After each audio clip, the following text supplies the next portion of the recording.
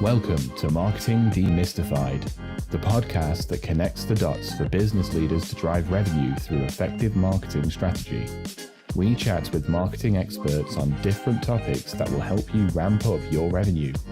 We stream live on LinkedIn, Twitter, and YouTube, and you can listen to us on your favorite podcast platforms. Marketing Demystified, the podcast, is presented to you by GrowGetter, your partner in growth marketing. And here's today's episode. Hello, everyone. Are you ready to be inspired, informed, and empowered with actionable tips to transform your marketing game? You're in the right place. Welcome to Marketing Demystified. I'm your host, Jen Mancusi, CEO and co-founder of GrowGetter, your growth marketing partner. Today, we're going to dive into the heart of what makes brands truly resonate, their soul. In a world dominated by AI and automation, how do we keep marketing human? That's what we're going to explore today with Siew Ting Foo, author of Building Brands with Soul. Drawing from over 25 years of global marketing experience, she's dedicated to helping brands maintain their humanity in an increasingly digital world. Welcome to the show, Siew Ting. Hi everyone. Nice to meet everyone. So glad to have you on today. I think this is such an important topic, especially as we are thinking about the kind of digital transformation of marketing and business in general. And this concept of keeping the humanity and keeping the soul in brands. I just am really excited to hear your take on it today. Well, thank you. I'm extremely excited to talk about it. I mean, this is a favorite topic and passionate topic of mine. Absolutely. And maybe just to get started, can you share a little bit about how your career has shaped your perspective on human-centric marketing? Yeah, I mean, I've been very fortunate to, work on fantastic global brands. I spent my first 2 decades of my career with, iconic brands and global Fortune 500 companies like the Unilever, Diageo, Mars, Fonterra, and the last 5 years with HP. If I really count back, I think I've worked on a good 30 brands, 30 global brands, and many of them actually stand on the foundation and the shoulders of great giants, the founders who actually built the brand, and each one of them have amazing soul, an amazing story, and amazing heritage to be told.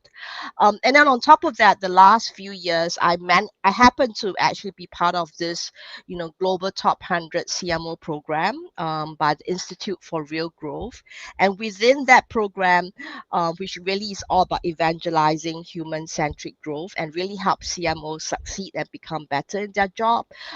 That program, really solidify my thinking behind human centricity and how to build and lead and build brands with soul. Hmm. And I mean, with all of these iconic brands that you've worked on over your career, like what does it mean for these brands to have a soul and how do they discover it? Like what's the difference between a brand that has that soul and Yeah. one that doesn't?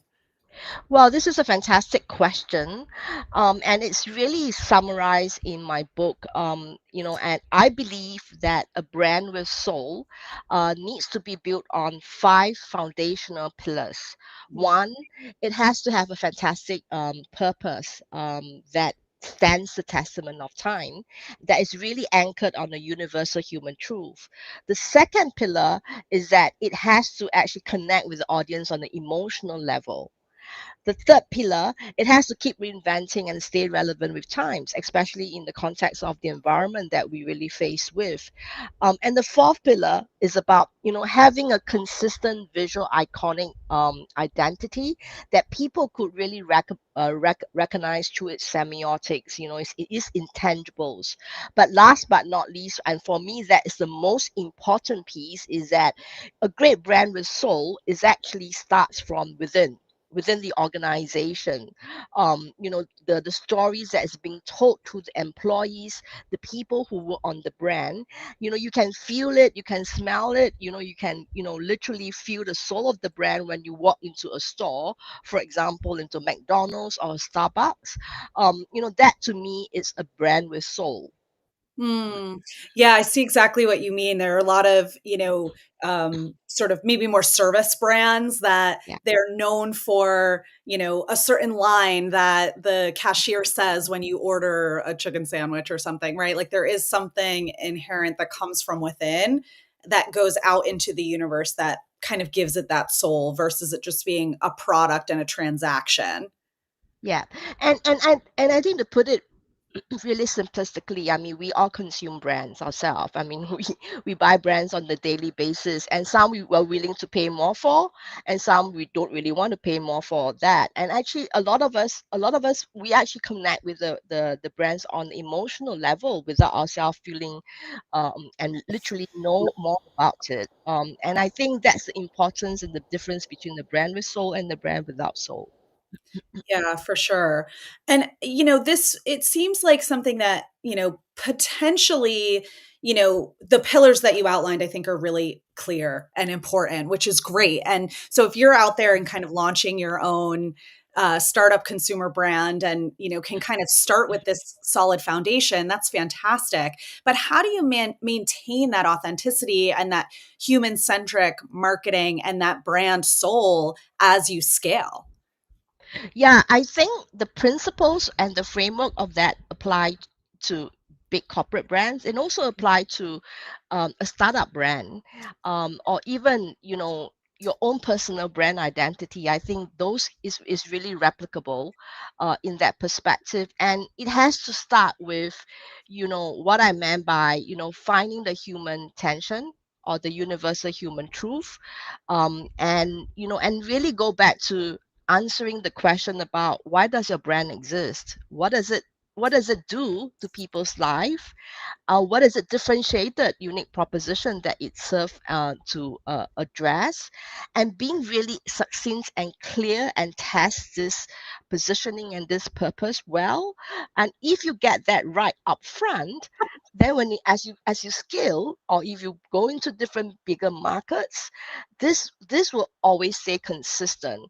So Mm. I think, having and knowing what your brand really stands for and what it wants to contribute and impact to the target audience that you want to serve is absolutely important, and it applies to a startup. Absolutely. For sure. Yeah. Well, and so this concept of like discovering the universal human truth and kind of leaning into that and staying consistent with that. Before the show, we were chatting about our mutual friend Brett Townsend. Shout out to Mhm. Brett for his book and your sort of belief and insights as a marketer. Like, is that how you get to that universal human truth? Like, what are some of the ways that you even tap into that? Because it sounds easy, the words, but in practice, like it's difficult to uncover that. Yeah, it sounds easy, but I think in practice it's actually not that easy. Right. I think it's a combination of, I would call them, three C's. You look at the category dynamics and you really understanding, who are the players within the categories, what segment are they trying to serve, but then you also try to combine it on a macro societal level, what is really going on in that perspective.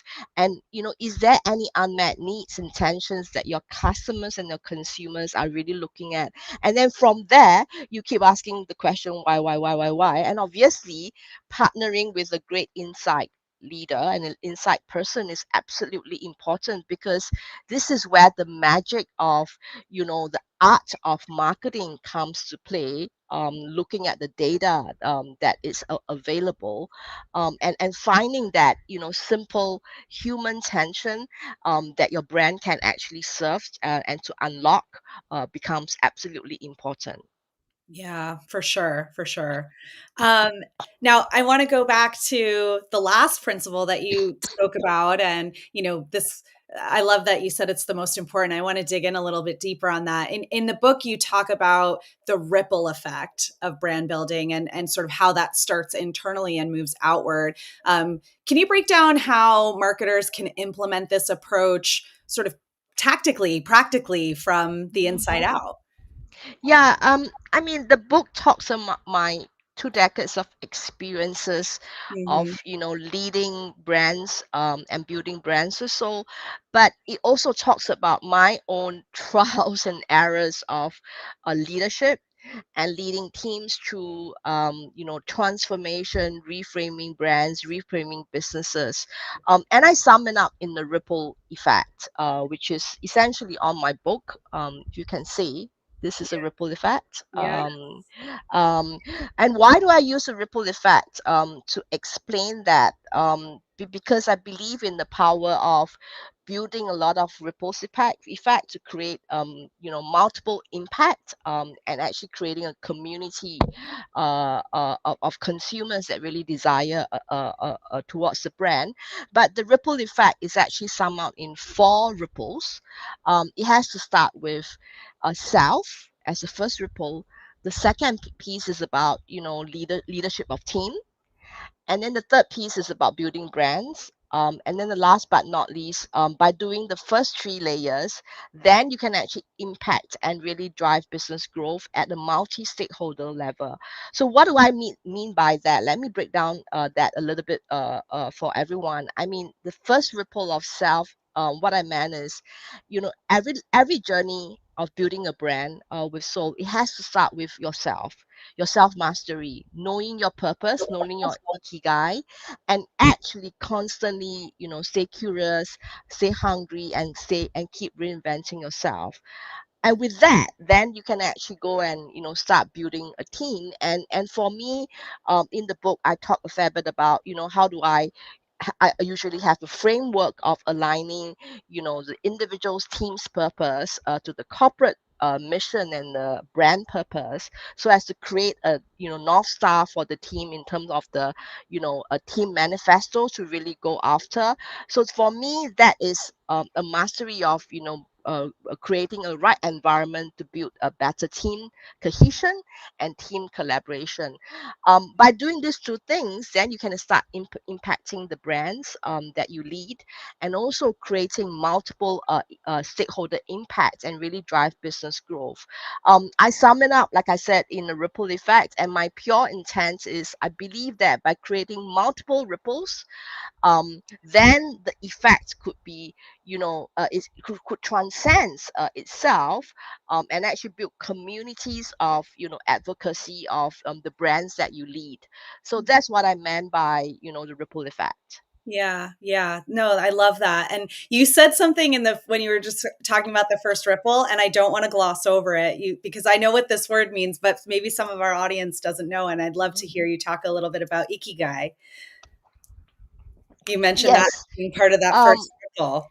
yes, I think ikigai comes from this book, which is a Japanese word, Hmm. which is a Japanese word for purpose. Hmm. And it basically means the meaning of living. Yeah.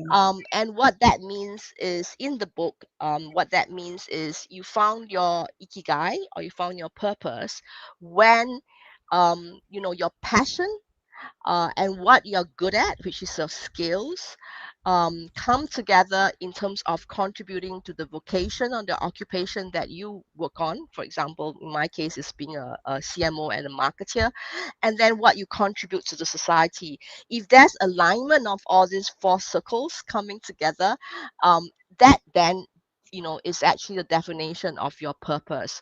Hmm. So for me, I've been very fortunate in my career, very early in my career, 10 years ago, that I have been given opportunity to be experiencing in leadership training program, that I have people helping me found my purpose.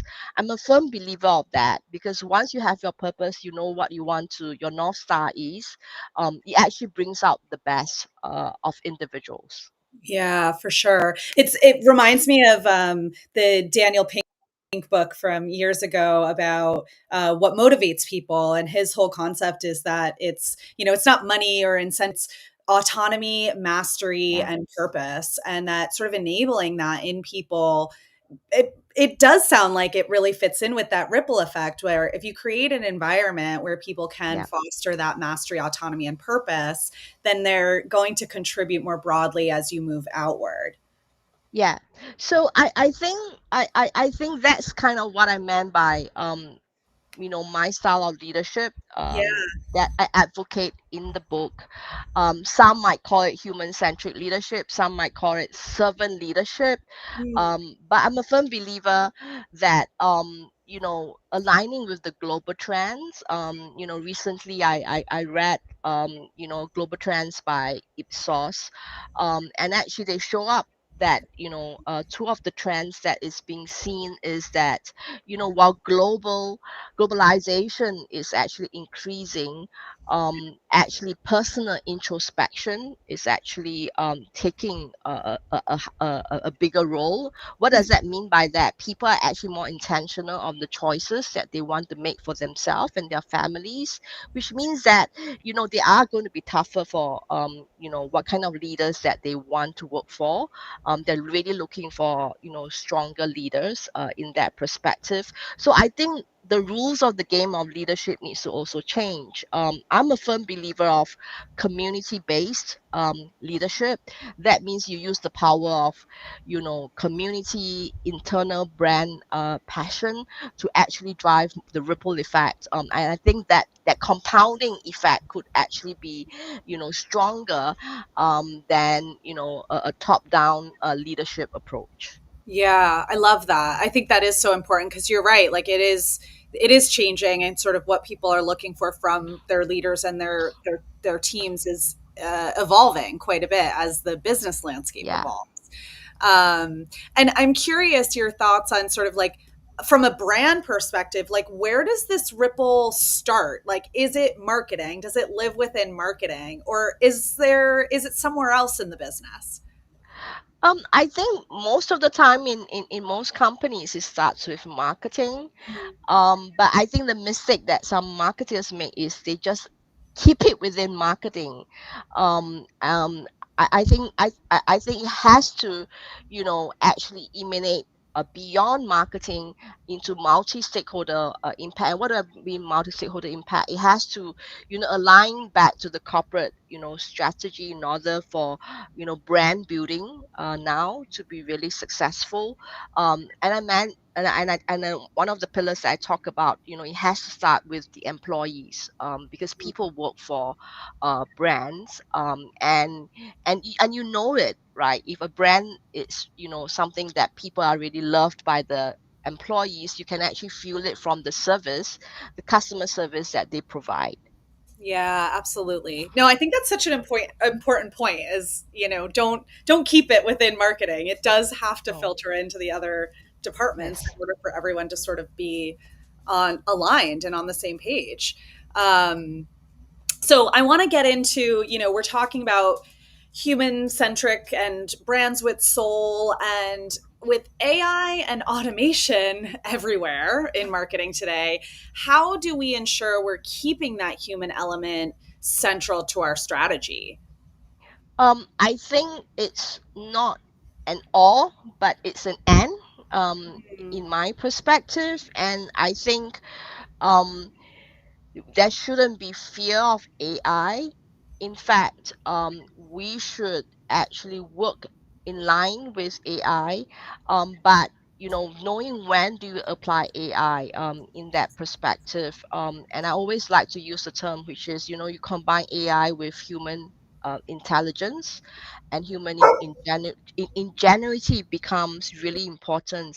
And the human application comes more from the why versus the what, meaning what's the data telling you, what are the ideas you're going to generate as a result of that. So for me, um, the good news is, with the with the evolution of AI, it helps us take away tasks that we don't have to spend time on, so that it actually liberates us to actually spend more time on the important stuff of the marketing craft, which is digging out the human inside, generating great creative ideas, coming up with a great strategic plan that truly drive growth, because those things are not what AI can actually help you with. But I think it's really important to actually be very intentional about how do you use AI, at what part of your marketing value chain do you use AI, and really combine that and actually have a spirit of experimentation too. You learn by doing versus learning by planning. Yeah. Yeah. I mean, that's such a great tip to just kind of get yourself familiar with the technology and see where it's useful and where it's maybe not. But I think everything you're sort of describing and establishing this like soul of a brand, AI can't do that for you, but it can give you more space to find it and Yes. give you more time. And I think that is a really important way to think about it. I think a lot of mistakes I see being made with technology is sort of using it for creativity instead of using it for efficiency and then freeing yourself up to be more creative. And that feels like a really important differentiation. I love how you said it's not an or, it's an and. And sort of figuring out and experimenting and playing with it to figure out what that blend is so that it isn't machine and it isn't inefficient, but it's something in the middle. Hmm. Yes.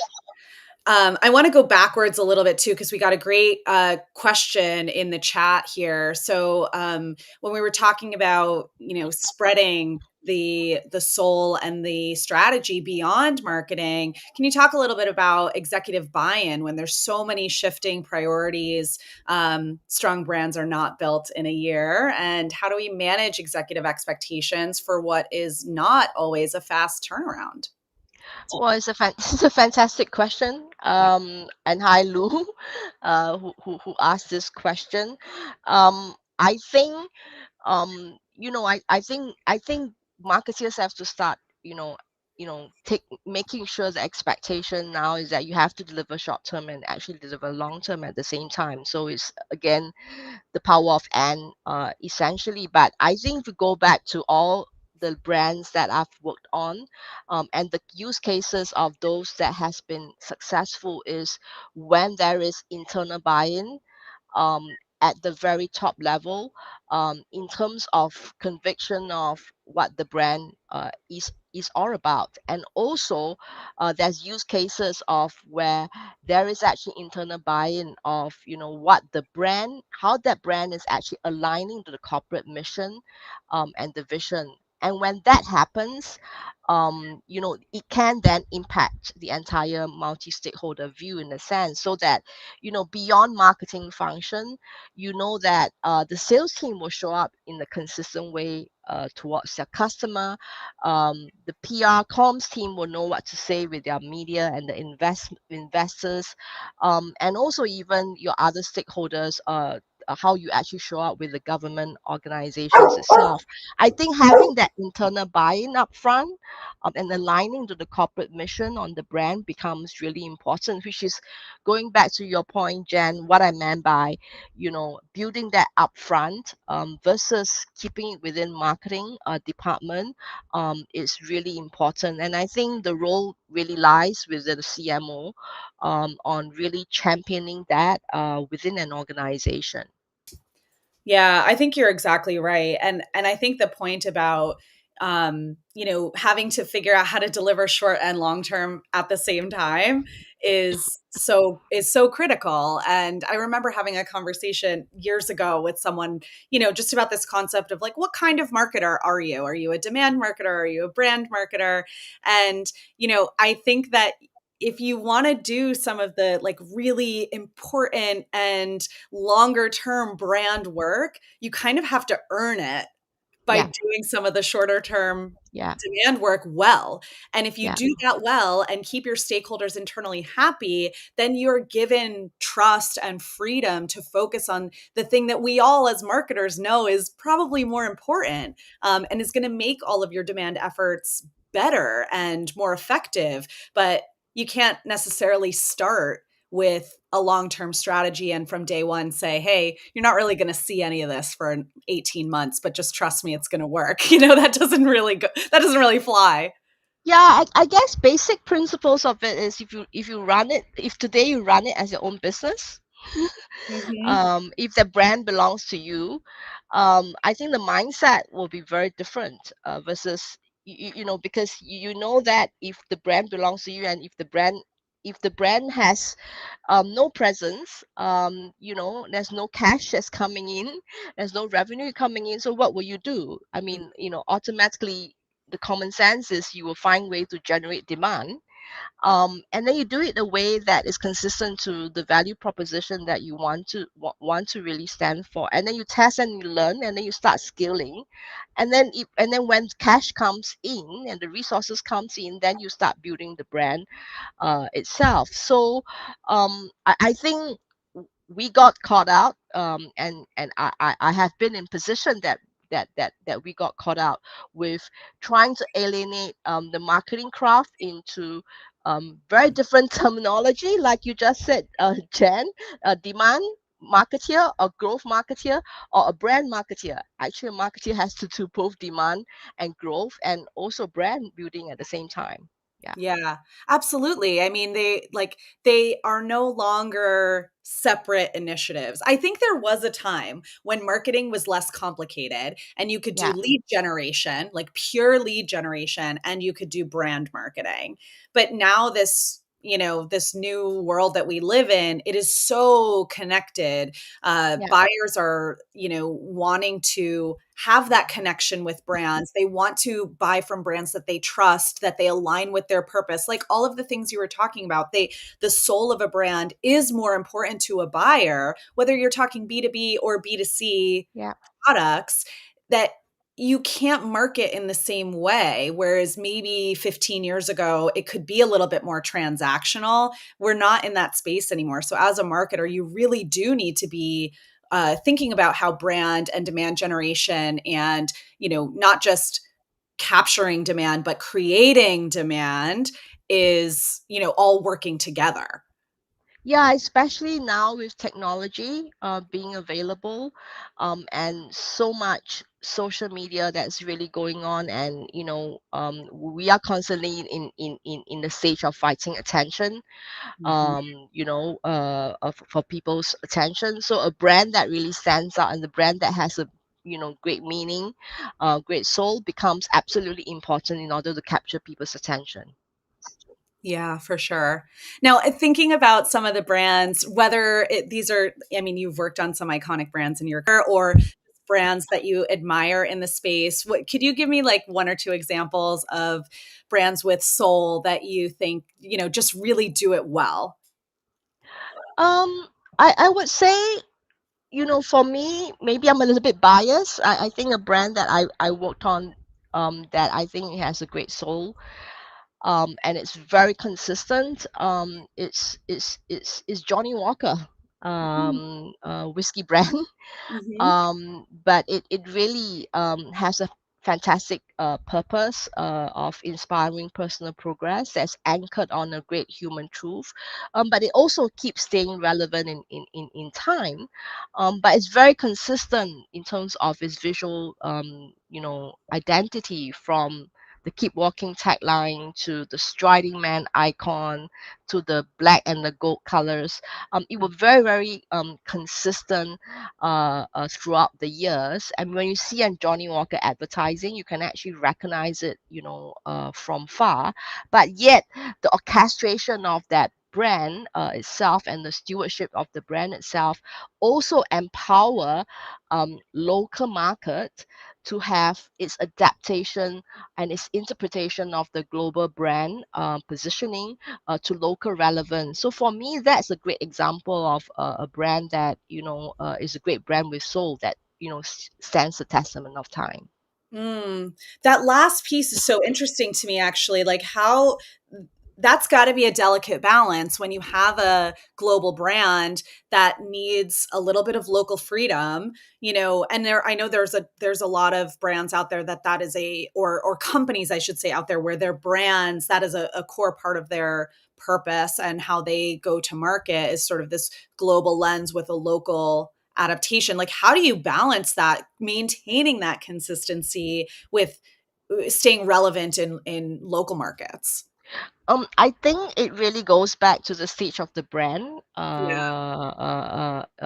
where the stage of the brand is, and I think being absolutely clear on the mandatories on what you don't change. So, for example, like I mentioned, the visual identity you don't change because those takes time to build memory structure, Mm. as we all know. But the elements and the positioning doesn't change, but the interpretation of the positioning in a way that is culturally relevant is where you actually create the space for the local team to really adapt. And that doesn't mean that you take an advertising copy and you translate it. You actually, find the right local insight of the positioning in a way that is culturally relevant. So it's a fine delicate balance, but again, the role of an insight leader like Brad, working together with a marketer becomes absolutely important because then you're really going back to what is the insight that you're really trying to answer and how you interpret the global positioning in a way that is culturally relevant. Yeah, incredible. Thank you so much. This has been such a great conversation. And, we have a link in the show notes here for Siew Ting's book, but do you want to tell people how they can get a hold of your book and read more about brands with soul and the ripple effect? Sure. The book's just been out for about 3 weeks. It's available in Amazon, in both ebook and physical book format. And but if you'd like to know a little bit more about myself and the book, you can also check out my website at www.soulforprofit.org, which you can actually find out a little bit more about the book too. Amazing. Amazing. So everyone go check out Siew Ting's book. Thank you so much for the conversation today. I really loved it. And I appreciate you sharing all of your expertise. Thank you. Absolutely. Thanks everyone for tuning in today. I'll be back with another episode soon and we'll